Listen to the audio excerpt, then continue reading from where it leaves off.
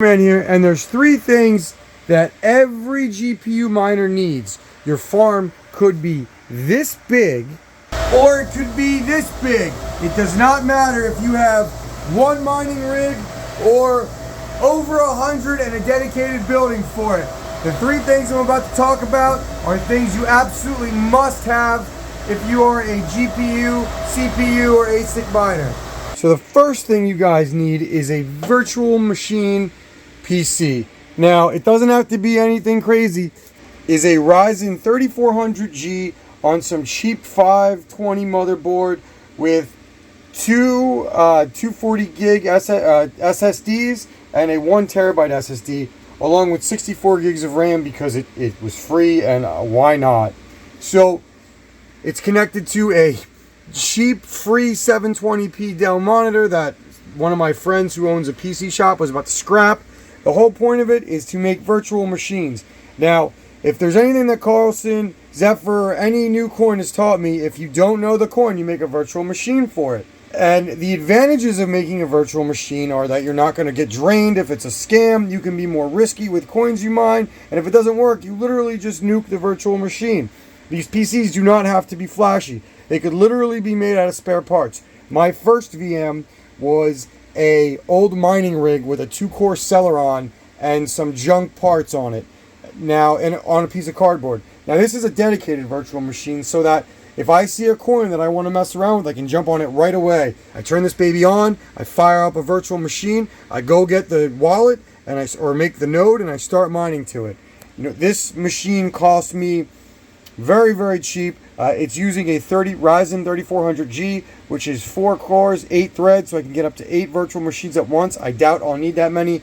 I'm sure home lab users need a lot more, but this is primarily used for crypto. But frankly, I could use it for anything. And because there's a terabyte hard drive, which are beyond cheap, you can spin up as many virtual machines as you want. They all don't have to be on at once. And if you run out of space, you just add an SSD on here. But I highly doubt I will run out of space, as you know, my VMs are pretty small. I think they're like 256 gigs max, maybe less. It just depends, but the point is, or no, 128 gigs. The point is, though, you don't need to go crazy on this, but a virtual machine is a must because GPU and CPU mining profitability right now is majority on getting a coin early, get a bag, and then when it pumps, you dump it. Or you don't. That's not financial advice, but the point is, you want to get coins early. And if you want to get coins early, you're going to have to beat people who want to wait for CLI wallets. You get in early on something like Carlson, you make a quick payday, or you hold it for the long game. Either way, a virtual machine is a must, and it's non-negotiable. I'm telling you guys, you need a virtual machine. You need it for new wallets, and you're going to want to have it on a PC that if you need to nuke it, you can afford to nuke it. You can build these cheap, guys. Very, very, very cheap. The second thing all GPU and CPU miners need is a dedicated wallet piece. Now, I thought you said, Crewman, you need a virtual machine for those.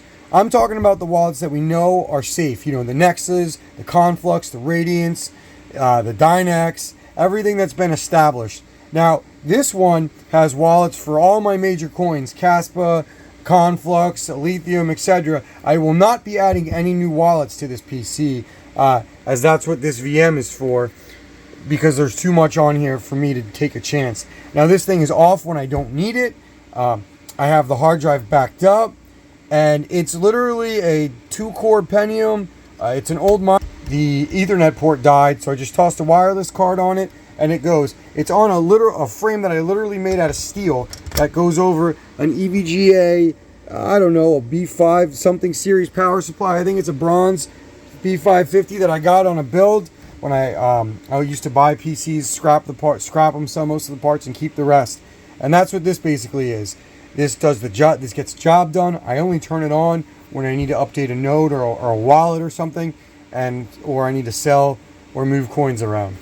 But this thing is safe. I can leave it off. It has nothing to do with any other PCs, and I can air gap it. Well, not air gap it, but I can keep it off the internet when I need to. So I would highly, highly recommend to have one of these in addition to a virtual machine. Now, the third thing you need is a test bench. Everybody needs a test bench for that one rig or that one GPU that's annoying. If you're testing one, if you want to sell it, if you want to do videos on it, you need a testing test bench. Now this test bench is literally an old office PC that I swapped out the power supply with some 430 EVGA, and I normally put another power supply there, like a 750, which would go behind it, but I currently don't have one right now. I mean, I do, it's just being used for something else. I'll probably put an 850 back over here, and I will connect it to the 240 line that you can see back there. Anyway, the point of this PC is to be able to run tests, to diagnose, see if there's any problems. This has a Hive drive and a Windows drive. It's like a Pentium 345 or 4100 or something. It gets the job done. I mean, it's as old. This is an old frame, but it does exactly what I needed to do. I actually have a 6600 on here right now. I run a lot of tests on this thing. Sometimes I test more than one GPU. I have an Elmore Labs PMD now, so I can get even more accurate readings. Some other parts you want to have too are you want to have some spare monitors. These monitors are as old as they get. This one was from an office PC that was going to get trashed, and this was a broken monitor I found at my job that has dying pixels, as you can see right there in the top corner. Doesn't matter for what I need it for. Mostly works on Hive. So you guys, you don't need to spend a lot of parts on these benches. We're talking used work PC, a gutted old metal frame, an old mining rig that broke, leftover parts. The virtual machine might have been the most expensive, but you could build a great virtual machine for, I don't know, under 200 bucks.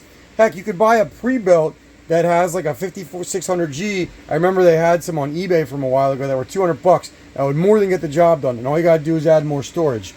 Also, something else that's really nice to have, but it's optional, is a workbench area.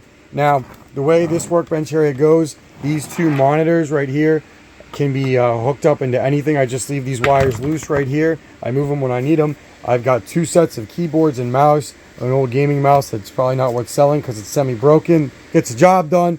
Old office parts, again, more old office parts right here. And I can do work here. You know, I just built a CPU mining rig, and if I don't have the space because I have other projects in my, you know, my man cave, I can just build them right out here, and I can connect them to my crypto internet, which is powered by this, you know, 50 billion port switch, which is actually free. And the best part about it is it has built-in fans. I don't know if you can see them. So when this gets hot, they won't fail.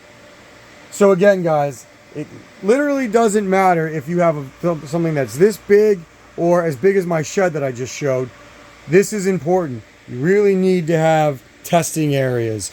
You need a wallet PC, a virtual machine PC, and a test bench. And in my humble opinion, these are non-negotiable. And like I said, you can make it cheap, spare, throwaway parts. Again, if it's not mining, you obviously want to spend as little money as possible on it. But these things are very, very important. And another thing that is optional that is nice to have too, I took an old mining rig frame, my old 3080 frame, and I use it to store GPUs.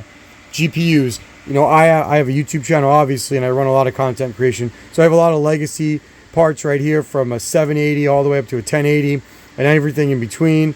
And then these are GPUs that I plan on mining with, but I just don't have time to get them set up. So I store them back here along with extra parts like RAM and a testing GPU, a 630 that I use. So yeah, like I said, guys, it doesn't matter how large or how small your farm is, you really, really need a staging area like this. I use this area a lot. It doesn't have to be expensive, as I've already stated, but you really, really, I can't stress enough, if you want to get ahead in the GPU and CPU mining game, you got to have the tools to be prepared, and this is what will help you be prepared. I hope you guys enjoyed this video. Thank you for watching so much. Please like and subscribe. Croup Man out. Oh, and get a Dark Knight Rises poster. It's good luck.